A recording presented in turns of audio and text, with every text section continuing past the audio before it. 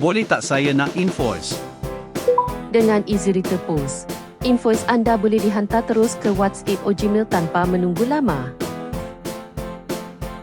Rekod jualan tunai harian juga boleh terus dihantar ke email jika perlu disemak. Pergi ke Settings.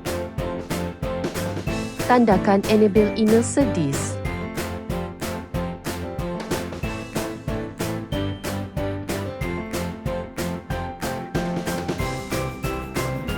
Kemudian, klik ikon Sales. Selepas transaksi selesai, klik ikon Gmail atau WhatsApp mengikut permintaan pelanggan. Masukkan alamat email dan hantar. Begitu juga dengan WhatsApp.